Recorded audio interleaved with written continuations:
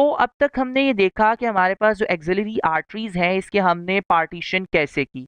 अच्छा, अब axillary artery के ना आपने रिलेशंस भी याद करने होते हैं। रिलेशंस इसके तीनों पार्ट्स के इंपॉर्टेंट नहीं है। जो आपके पेपर पॉइंट ऑफ व्यू से जो इंपॉर्टेंट रिलेशंस हैं वो जस्ट जो हमारे पास सेकंड पार्ट है एक्सिलरी आर्टरी का उसके हैं। और सेकंड पार्ट के बारे में मैं पहले बता चुका कि वो पार्ट होता है जो कि पेक्टोरालिस माइनर मसल के नीचे पड़ा होता है। अब हमने रिलेशंस का मतलब क्या होता है, रिलेशंस का मतलब सिंपल ये होता है कि आप जिस चीज की बात कर रहे हैं उसके आगे पीछे दाएं बाएं ऊपर नीचे क्या कुछ पड़ा हुआ है।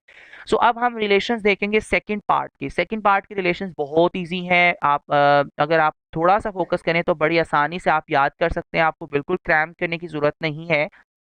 देखिए, आपने अभी मैंने बात की कि आपके पेक्टोरालिस माइनर मसल के नीचे जो पोर्शन होता है आपकी आर्टरी का, एक्सिलरी आर्टरी का, उसी को सेकंड पार्ट का नाम देते हैं। अब देखिए, सबसे पहले मैंने आपको बॉडी का सुपरफिशियली एक ओवरव्यू दिया हुआ है अपनी लास्ट वीडियो में भी, और इस वीडियो में भी बताया कि सबसे ऊपर स्किन होती है, फिर सुपरफिशियल फेशिया होता है, फिर डीप फेशिया होता है, फिर मसल्स आते हैं और फिर आर्टरीज आते हैं। तो अब हम देखते हैं कि हमारे पास एंटीरियरली या सामने जो है वो हमारे पास एक्सिलरी आर्टरी के क्या होगा। अब जस्ट इमेजिन करें एक्सिलरी आर्टरी को पेक्टोरालिस माइनर मसल के नीचे, और आप एंटीरियरली यानी सामने वाली साइड से आप अप्रोच करें एक्सिलरी आर्टरी को। तो सबसे पहले आपको स्किन नजर आएगी, फिर सुपरफिशियल फेशिया नजर आएगा, फिर आपको डीप फेशिया नजर आएगा, और फिर आपको मसल्स आएंगे। तो मसल्स में पहले तो पेक्टोरालिस मेजर मसल होगा, क्योंकि हमें पता है pectoralis minor muscle pectoralis major muscle के नीचे पड़ा होता है। हमने अपनी लास्ट वीडियो में देखा था जब हम पेक्टोरल रीजन पढ़ रहे थे। Pectoralis major muscle is present above the pectoralis minor muscle. पहले हमें पेक्टोरालिस मेजर मसल मिलेगा जब हम एंटीरियरली बैक साइड पे जा रहे होंगे, एक्सिलरी आर्टरी को अप्रोच कर रहे होंगे सामने से। पहले स्किन नजर आएगी, फिर सुपरफिशियल फेशिया, फिर डीप फेशिया, फिर पेक्टोरालिस मेजर, और फिर फाइनली पेक्टोरालिस माइनर मसल नजर आएगा। अब हम देखते हैं कि बैक साइड पे फिर आपको पता है कि आपके पास स्कैपुला मौजूद होगी, और स्कैपुला के एक जो कॉस्टल सरफेस होती है उसके ऊपर हमारे पास एक फोसा होता है जिसे हम क्या नाम देते हैं, सब स्कैपुलर फोसा, और वहां से एक और मसल ओरिजिनेट करता है जिसे हम सब स्कैपुलरिस मसल कहते हैं।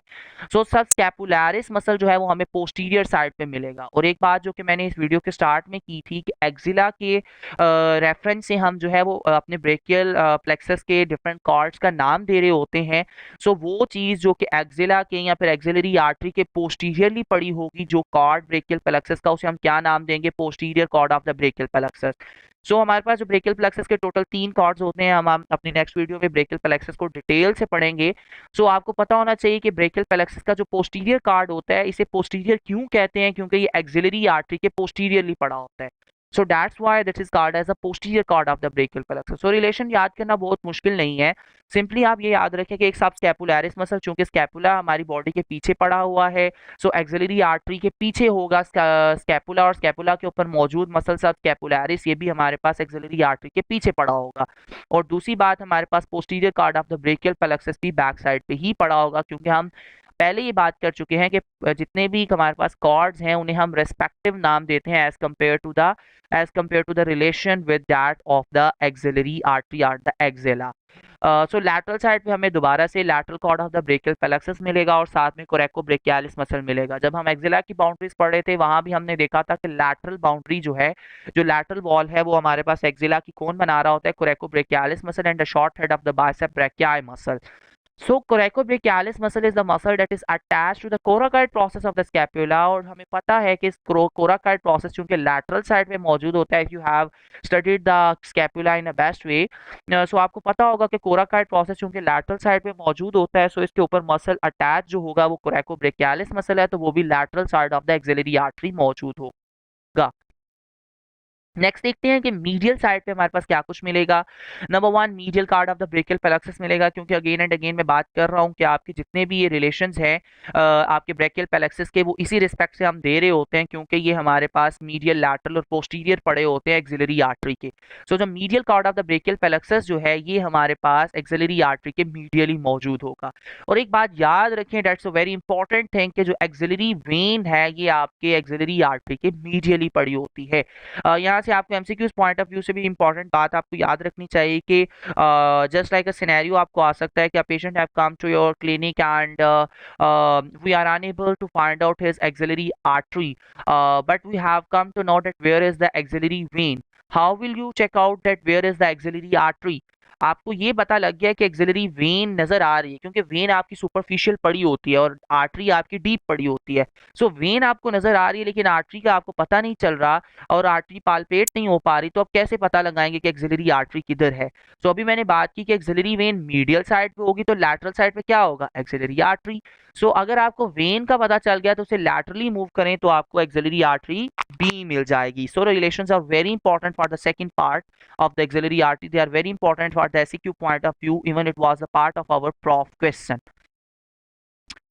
नेक्स्ट मूव करते हैं कि हमारे पास जो ब्रांचेस हैं, बाकी आपने बातें सारी छोड़ देनी है। एक्सिलरी आर्टरी में जिस चीज़ को हाईलाइट किया है बस आपको वो पता होना चाहिए। हमारे पास जो है वो 3 पार्ट्स थे एक्सिलरी आर्टरी के, जिसमें फर्स्ट पार्ट जो था वो हमारे पास पेक्टोरालिस माइनर मसल से पहले था। जो पेक्टोरालिस माइनर मसल के नीचे था उसे सेकंड पार्ट कहते हैं, और जो पेक्टोरालिस माइनर मसल के बाद का पार्ट था एक्सिलरी आर्टरी का, उसे हम क्या नाम देते थे? थर्ड पार्ट का। अब आपने ये चीज़ देखनी है कि हमारे पास जो इससे ब्रांचेस कितनी है। याद रखें एक्सिलरी आर्टरी के पहले पार्ट से एक ब्रांच निकलती है, दूसरे पार्ट से 2 ब्रांचेस निकलती हैं और तीसरे पार्ट से 3 ब्रांचेस निकलती हैं। अब वन बाय वन हम इन चीज़ों को डिस्कस कर लेते हैं कि पहले पार्ट से कौन सी ब्रांच निकलती है, दूसरे पार्ट से और तीसरे पार्ट से कौन सी ब्रांचेस निकलती हैं। पहले पार्ट से हमारे पास निकलती है superior thoracic artery. First of all you should know कि why we are going to name it as the superior thoracic artery. अच्छा, ये हमारे पास जो सामने वाला रीजन होता है ट्रंक का, उसमें अपर पार्ट को हम थोरेक्स कहते हैं और नीचे हमारे पास एब्डोमेन मौजूद होता है। थोरेक्स में जाके आप इस चीज़ को डिटेल से पढ़ेंगे और एब्डोमेन जब आप सेकंड ईयर में चले जाएंगे तो आप एब्डोमेन को भी डिटेल से पढ़ेंगे।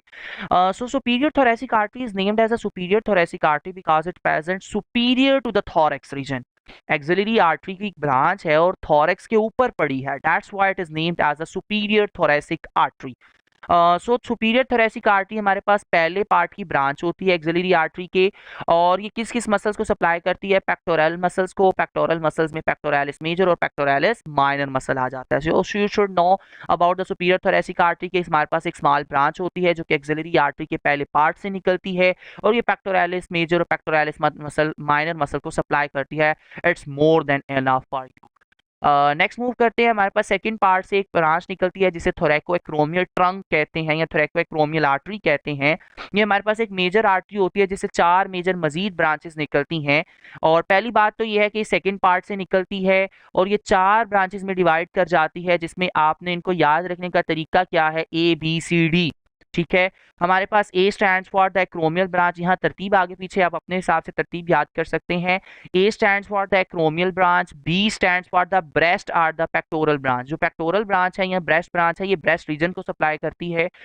जब हमने arterial supply of the breast पढ़ा था उसमें हमने ये नाम लिया था कि एक्रोमियोथोरेसिक आर्टरी जो कि एक्सिलरी आर्टरी की एक ब्रांच होती है, उसकी एक फर्दर ब्रांच जिसे ब्रेस्ट ब्रांच या फिर पेक्टोरल ब्रांच कहते हैं, ये सप्लाई करती है आपके ब्रेस्ट रीजन को। आपने वहां भी ये पढ़ा था। आज हमें पता चला कि हमारे पास जो एक्सिलरी आर्टरी का सेकंड पार्ट है जिसे हम थोरैकोएक्रोमियल आर्टरी कहते हैं, वहां से एक पेक्टोरल ब्रांच निकलती है या जिसके ब्रेस्ट ब्रांच का नाम भी देते हैं। यही ब्रेस्ट ब्रांच आपके ब्रेस्ट रीजन को सप्लाई करती है in both males as well as in females.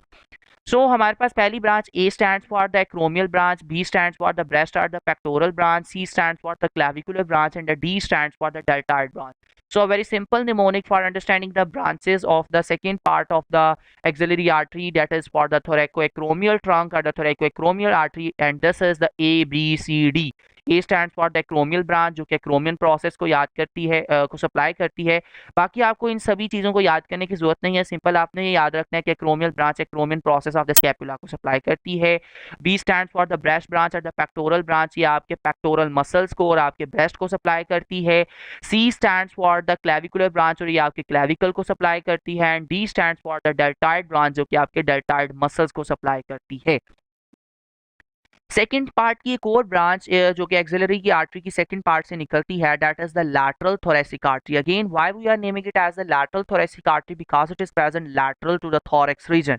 आपको याद होना चाहिए कि हमारे पास जो थर्ड पार्ट है ये near to the lateral part of our arm था, और ये हमारे पास जब पेक्टोरालिस माइनर मसल को क्रॉस करता था, पेक्टोरालिस माइनर मसल का जो पार्ट था उसके नीचे जो पार्ट था एक्सिलरी आर्टरी का, उसे हम जो है वो सेकंड पार्ट कहते थे। उसमें लैटरल एस्पेक्ट पे हमारे पास जो कि away from the mid line थी और अवे फ्रॉम द थोरेक्स थी, थोरेक्स से हमारे पास लैटरल साइड पे मौजूद थी, उसे लैटरल थोरेसिक आर्टरी कहते हैं। और ये हमारे पास ये सेकंड पार्ट की ब्रांच होती है और फीमेल में इसका साइज बड़ा होता है ताकि ये ब्रेस्ट को सप्लाई करे। हमने ब्लड सप्लाई ऑफ ब्रेस्ट के अंदर इसका नाम भी पढ़ा था कि लैटरल थोरेसिक आर्टरी जो है ये भी सप्लाई करती है